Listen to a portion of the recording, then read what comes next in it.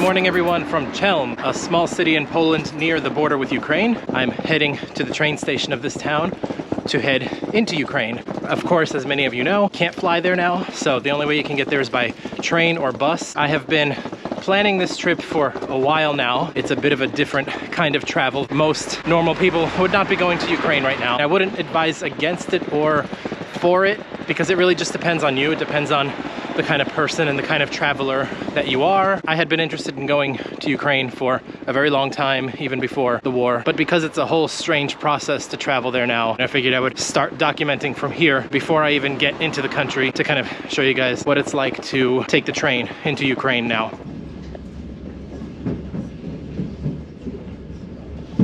So just started rolling from Chelm, Poland, and getting on the train was pretty simple. There was only one train, this one, at the train station in Chelm, not a very big place. Finding my specific train car was a little bit confusing at first, just for a second, but I just asked one of the train employees standing outside the cars there. They directed me, and mine was all the way in the back. When I got to my train car, passport and ticket gets checked before you get in. And just to note, you have to print the ticket and have a paper copy of the ticket before heading in. That might be different if you are Ukrainian citizen, but for the rest of us, from what I was able to find, you had to print the ticket. So had my printed ticket and then go in the train, find my compartment. All these trains here have these little sleeper compartments because they're kind of designed for the long haul. Spaces are a little more distant here in this part of the world than they are in Western Europe. Mine, actually, I have it all to myself. Not sure if there's going to be stops along the way and maybe more people will come on, but for now, I have the compartment all to myself. They're usually for 4 people. You have a little table here, and then also there's a little luggage storage underneath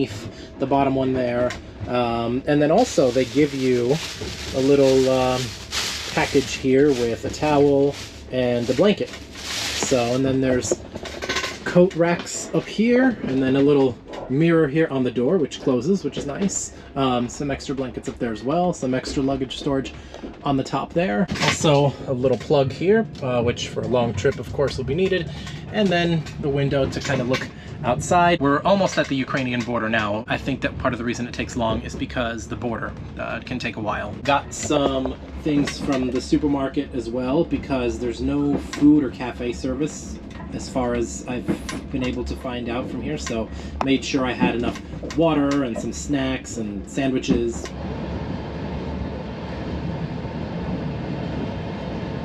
We have crossed the border, done all the border checks, and now we are well on our way. The border crossing did take quite a lot of time between the border check leaving Poland and then the border checks when you arrive on the Ukrainian side. It was nearly 3 hours, but now just rolling smoothly through the plains of Western Ukraine and on our way to the capital.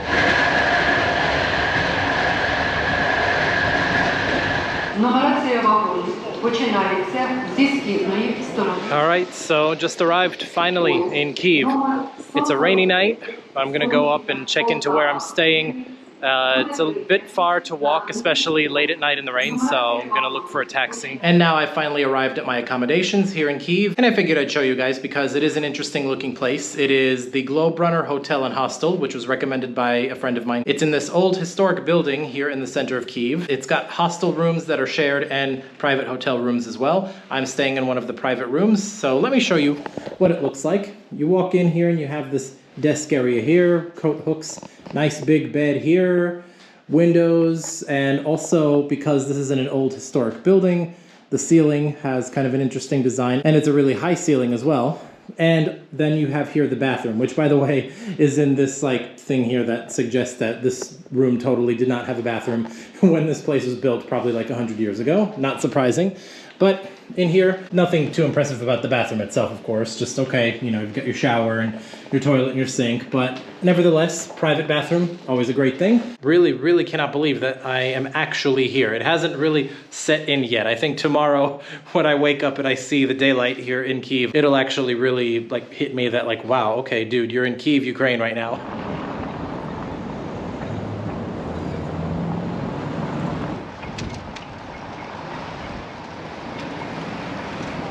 And hello everybody from the following day here in Kyiv. I am in St. Sophia's Square, which is in front of St. Sophia's Cathedral, which also has a bit of a monastic complex that for a small fee you can walk around and take a look at. But it's one of a few things here in the city center that are cool to see. A lot of the things that are nice to see here are pretty walkable. So today, without too much of a set plan, I'm just going to walk around and see a lot of the cool looking buildings and historical sites.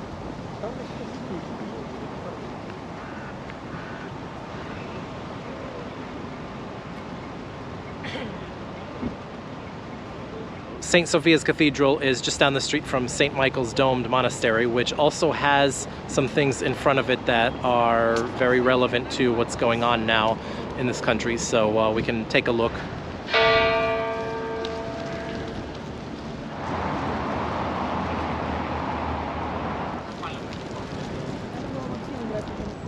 I made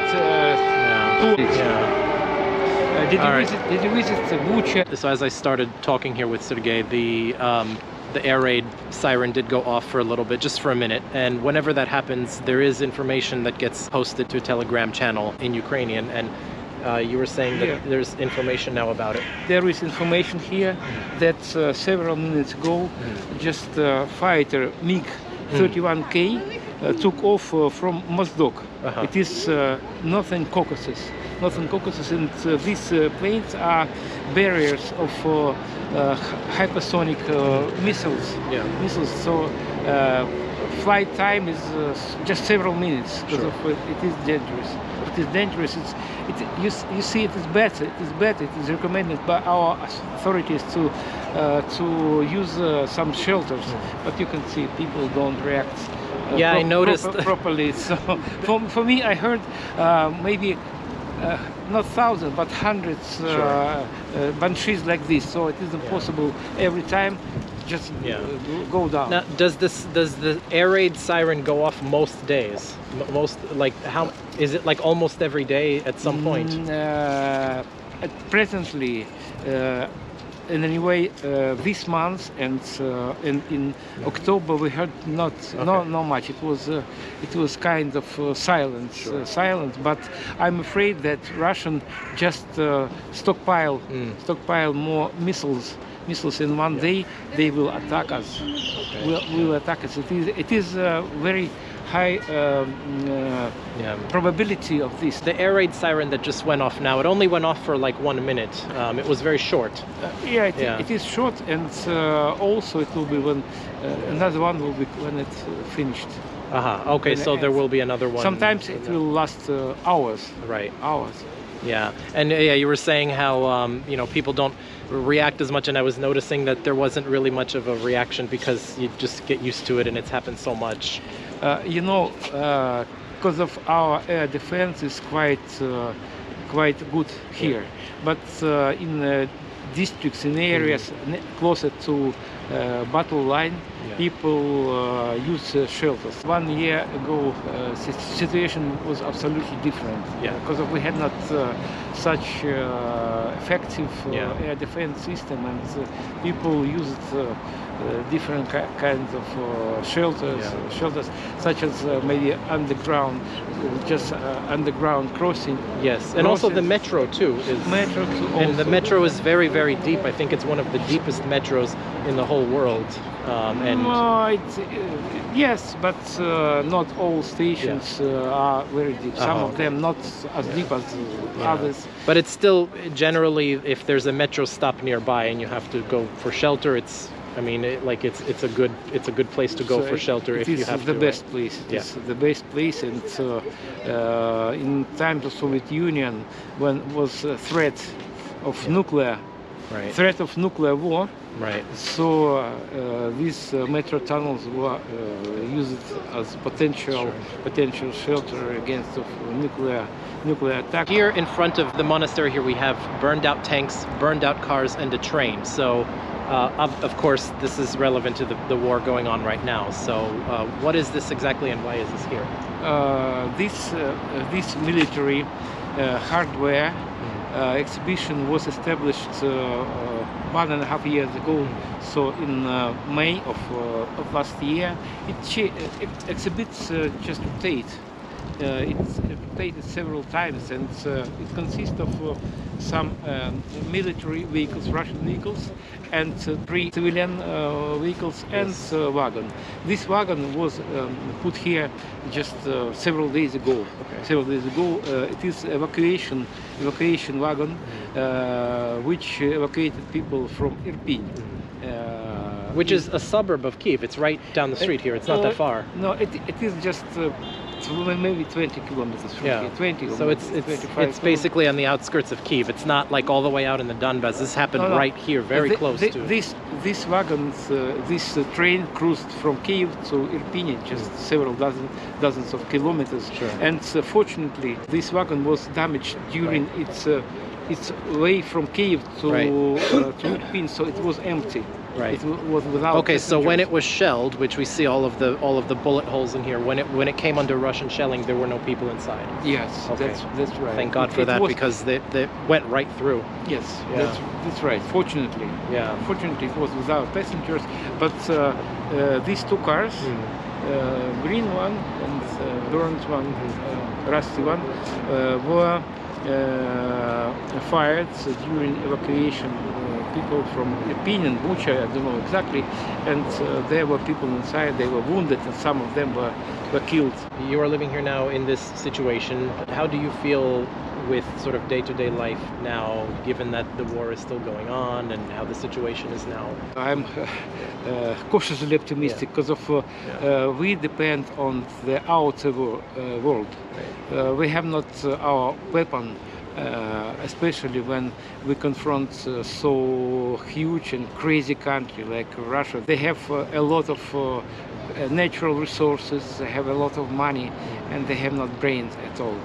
That's why we need assistance from other world. What do you think when you see this display here, the shelled train car, the civilian cars, the Russian tanks? What are your thoughts when you see this now, when you're looking at this now? You see, for me now it is nothing, absolutely no reaction, because I live inside a war, and this is part of my everyday life. So nearly every day I hear gunshots and some vehicles, and sometimes I see just military vehicles on the roads, which go to front line, and sometimes I see damaged hardware, which is on its way to some repair shops and so on. So I live inside the war, so it is not emotions for me in any way. No, it is what it is. It's the reality. It is our life. It is real. Before full-scale invasion, it was international sign. So victory. Now we prefer Ukrainian Trident, because of this sign was put on Russian military vehicles. So for us, they spoiled this sign, victory. Now victory for us is okay. So now it's 3.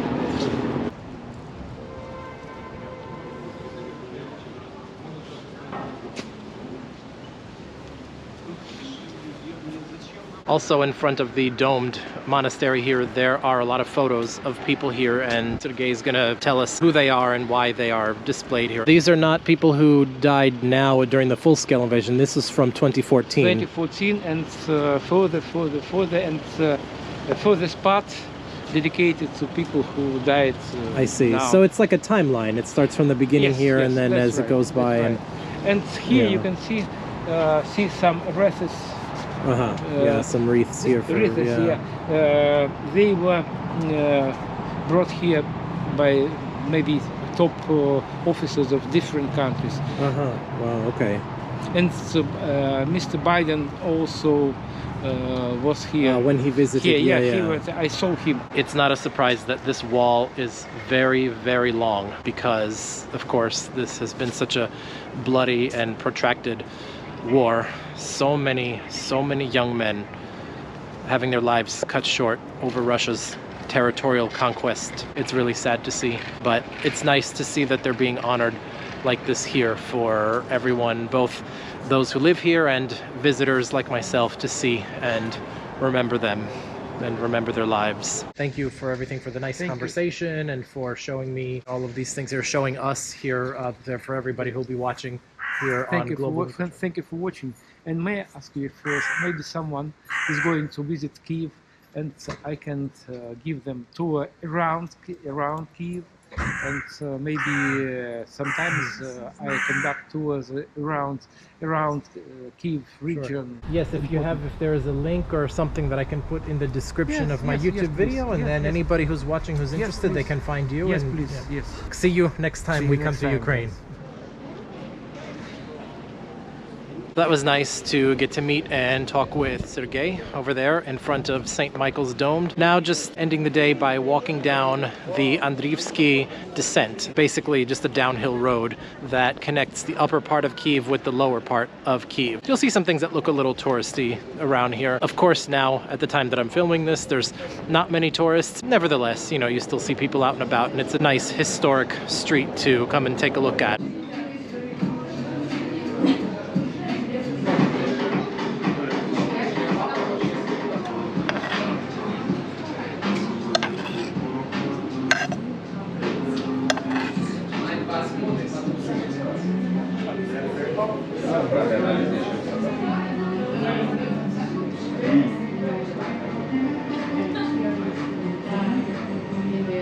So that was a nice end to the day with a really nice Ukrainian dinner at a traditional Ukrainian restaurant here in Kyiv. I'll leave a link down below about the restaurant. I definitely would recommend it if you want something really Ukrainian while you're here. Unfortunately, they didn't want me to film what it looked like inside because there was a lot of really traditional Ukrainian things all over the restaurant there. But because of the fact that it is here in the center of Kyiv, near a lot of things, there is still the war going on right now. Understandably, they were not really keen on having the area filmed in there, but they let me film my own food at least. But anyway, that's it for today. We'll be back tomorrow for some more of Kyiv.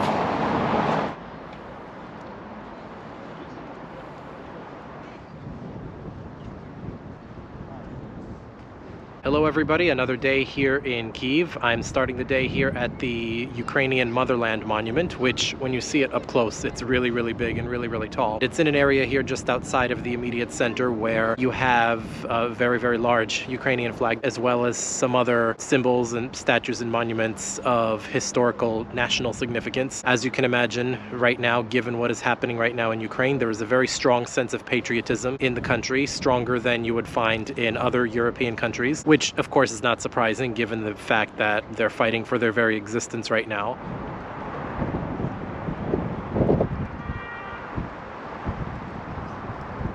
Just underneath the Motherland Monument, you have the World War II Memorial and Museum, which is not very big, and for a very small fee, which is equivalent to less than $2 US, you can go in and see not only World War II history, but also a little bit of the war that's going on right now, this very moment. There is a part of the museum where you have a couple of the drones that have been shot down, the Iranian and Russian drones that have been attacking Ukraine and Kyiv specifically as well. It's really interesting when you see a museum that is dedicated to a war that is long past, but yet at the same time there's a war going on right now, which has some similar dynamics as well. So I mean, you're seeing that in a museum while it's actually still technically going on. It definitely felt a little bit different than a lot of other history, especially war history museums that I had been to, given that, okay, you know, all of this stuff happened here in World War II and it was really terrible, especially because Ukrainians for so many years had been subjugated by people from both the East and the West. But then also you have the fact that this country is still fighting for its own existence and its own freedom today, and there are things already in the museum relevant to that fight that's going on right now. It brings a level of gravity. Even if you're here and visiting and nothing is happening specifically right here in Kyiv, things are pretty calm as of specifically the days that I'm here. We had that one air raid siren yesterday. So far today there haven't been any, and even that wasn't really too alarming because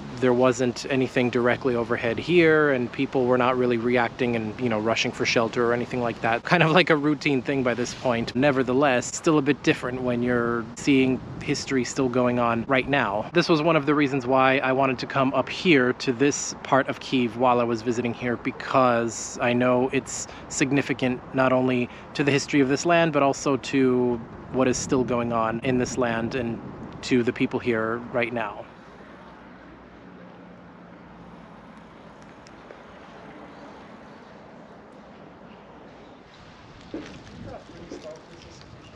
These are pieces of Russian helicopters that were found in the wreckage after the hostilities of last year when Russia tried and failed to take Kyiv.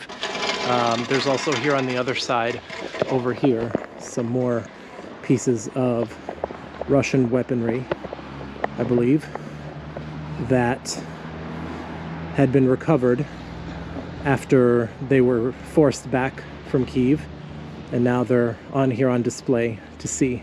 Those of us from the West usually see these kind of things in museums about things that happened generations ago, but this was like literally a year ago. I can understand why they would have these on display here, because the threat still exists. The conflict is not over yet.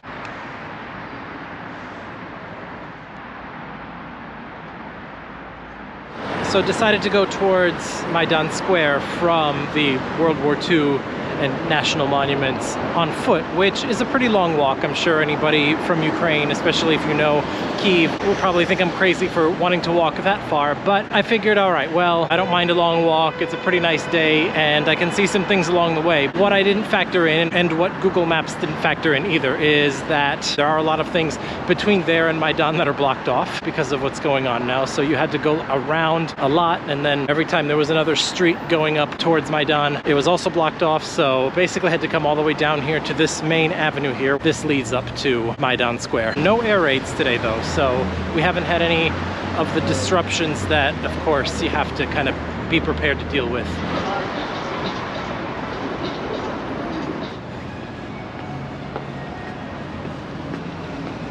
So here is Maidan Square, also known as Independence Square. Internationally, this place became known as the place that was flooded with so many thousands of people during the uprising in the end of 2013. You might remember, if you were following world events during that time, when the Russian-backed Viktor Yanukovych was ousted after a popular uprising which saw many thousands of people here in the square. It's cool to see up close. It's pretty big. It's not a completely flat square. There is on the other side of the street in front of the monument here also some things that are honoring the people who are fighting for Ukraine right now.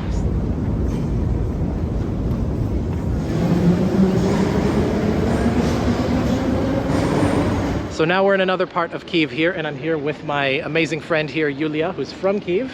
Hi. We studied together in the US, right? Yep, in Syracuse. Syracuse University. Yep, we had done our master's degree at the same time there. Yep. And I always said I would come and visit Kyiv if you ever came back.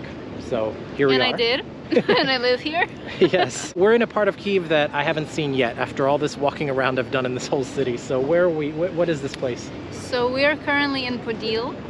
This is the lower part of the city area. It's located next to the river. It is considered a cool and hippie area in the city where a lot of young people hang out. There are a lot of techno clubs here, cool bars, restaurants, coffee shops. It's a cool area to be in. This is one of the oldest universities in Ukraine, called Kyiv Mohila Academy. I actually studied here. I did my bachelor's in political science here. It's very pro-Ukrainian, very active. It's a pretty important place for Ukraine as well, so ta-da! Yes, and you were telling me that this university for many years during the Russian Empire was closed, and then in 1991, as soon as... Yeah, with the first days of independence, it reopened, and it's been working ever since, and there are a lot of graduates every year. And yeah, as I said, an important place for Ukrainian education and history. Excellent, very cool. Yep. So this street is called Sahaidachna, you said? Sahaidachnoho. Sa Ha da Chnoho. Noho. Yeah, close to it. All right. So even though I may get the pronunciations a lot, but just remembering how it all is. But you know, your English, even when really tired, is still way better than my Ukrainian is, even on the best days. I haven't. I did my 2-year master's in English, and you came to Ukraine for the first time. Exactly. So I think Exactly. you're so doing fine. well, I appreciate the moral support. Yes, some very basic words I at least try to learn. You know how to say thank you. Yes. Say it. Дякую. Very nice. That's the thank you. No, дякую. De toilette. Proшу, Прошу. which means please. Please. Okay. you know, dobry večer. It's very good. Ty krasiva, you know, like the important stuff. Wow, wow. The important stuff. You're prepared. Okay. Yes. Always got to know the important stuff.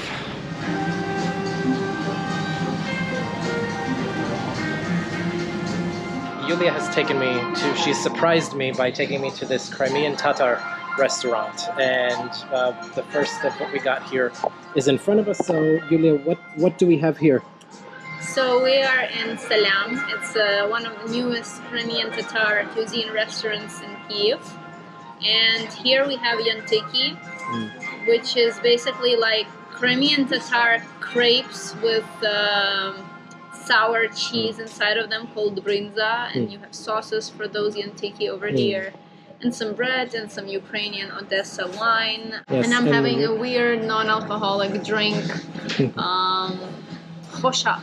It's from walnuts, prunes, something like that. Yeah. Looks and smells really good. Can't wait to try. And our mains are here. On the menu, this is called Tatar Ash, which is basically dumplings with meat, but it's got some pistachio on the top. And you got fish. I have salmon on the cabbage, zucchini pillow. Very nice. Very nice. So we're gonna just dig right in and not keep talking because it's so good and we want to enjoy it while it's fresh. So that was really cool. Thank you for that, Yulia. The first time I've ever had the Crimean Tatar food. So that was hopefully next time we're gonna have it in Crimea. Yes, that's right. Hopefully.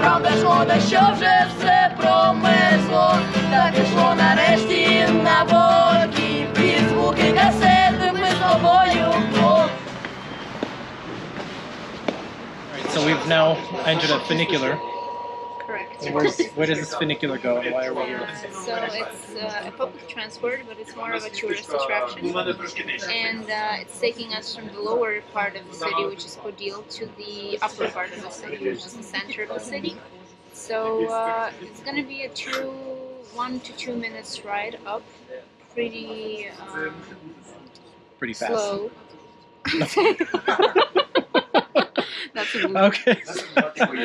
All right. So I mean, in terms of minutes, yeah, it sounds fast, but you'll see the speed with which it's going, and it's pretty slow. That's what we meant. Now that we've gotten off the, very, very affordable funicular up here to the upper part of the city, and we're in this park here. Yes, this is a park called Andriivs'kyi, and I'm not sure.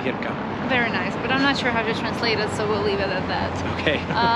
There is a fountain here. It's a whole view of the city, which we're gonna come to right now. But it's dark, so you're only gonna be able to see the lights. Where we just walked around, it was really dark, so it was really hard to film anything. And also my GoPro batteries are all dead, so I switched to my phone now. But basically, what was it that we just walked by? We walked by the Arch of the Friendship of Nations, which has a crack in it now, both visually and mentally. And now we're back to the city center. We're at the square, which is called European Square. Maidan was also happening partially here. This area that we walked by would look really nice because you can see across the river. There's a lot of points though at Kyiv where you can see across the river. Some points that I went to earlier and showed you guys. We have now stopped in front of the Opera building. It's the National Opera of Ukraine building. Ah, it's right there. Very nice. That's pretty much it though for this evening. We've had a nice little walk around, but we'll have to leave it at that for now. Yeah. So, thank you. I hope you enjoyed the video. Thank you. Thank you so much, Yulia. I really appreciate you showing me some more around Kyiv, more than I could see just on my own here. It's always nice to have good friends and good places. And hope we'll meet again. It was a pleasure to have you here. Thank you. Дякую. Welcome, proszę.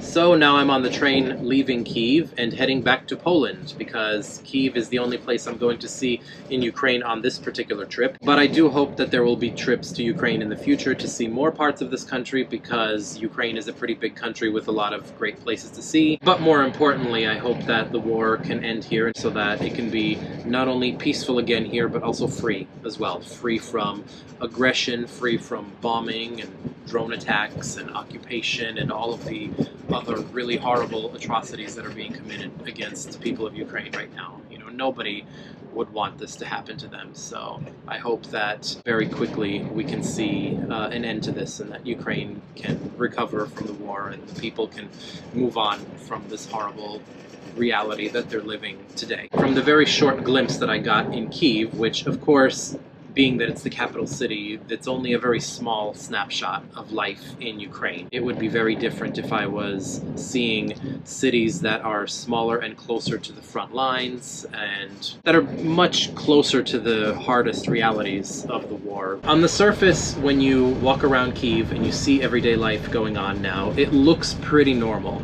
And on the surface, you know, everything seems okay. But the reality is that it's still life during war, and it can be disrupted at any point. No matter how numb you get to the situation, people are still dealing with this added stress in their life. There is a big fear that things have been relatively quiet lately because Russia is gearing up for a winter assault. It's almost winter now, and so there is a fear that as soon as winter starts, there will be a new assault from Russia targeting critical infrastructure. Of course, hopefully that's not the case, and you know, whatever anticipated assaults are on the way don't materialize. I'm gonna leave it at that for now. I hope that you all have enjoyed this video about visiting Kyiv during wartime. I do hope that people out there watching this from around the world don't forget about Ukraine, because you know, Ukraine is a great country and the people of Ukraine are really great and don't deserve what's happening to them. Nobody would want this,